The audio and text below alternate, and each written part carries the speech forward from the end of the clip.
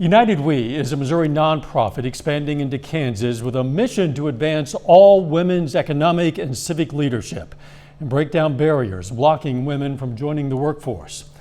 Throughout the summer, they're going to be hosting a variety of town halls throughout the state, including in Pittsburgh. That's to identify these roadblocks impacting women. KOIM's Bronte Sorotsky has more.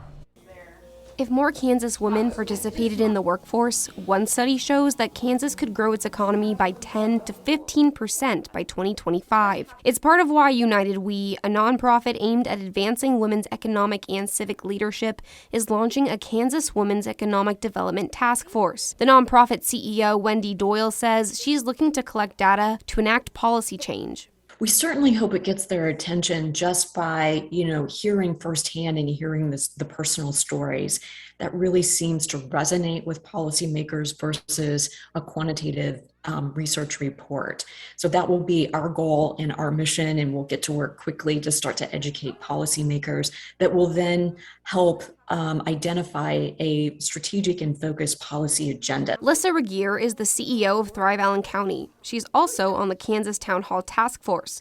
Despite holding such a high title, she says she still struggles to be seen as a leader by some. I was in a meeting with two of my colleagues and some gentlemen who run another business, and it was very apparent to me that that gentleman did not need to see every woman in the room, and he caught one of my colleagues' names and then said, and whoever, I can't remember your name.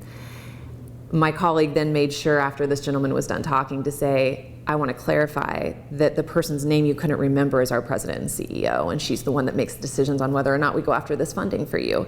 I think that there are still a lot of obstacles for women leaders.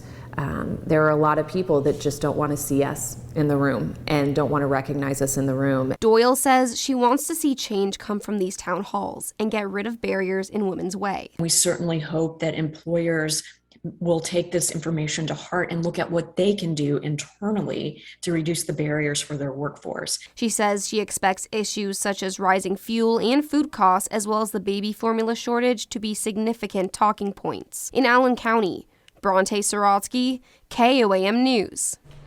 That Pittsburgh Town Hall is going to be on August 3rd at Pitt State. Lunch and childcare are going to be provided. You can find more information on our website. Again, KOAMnewsnow.com.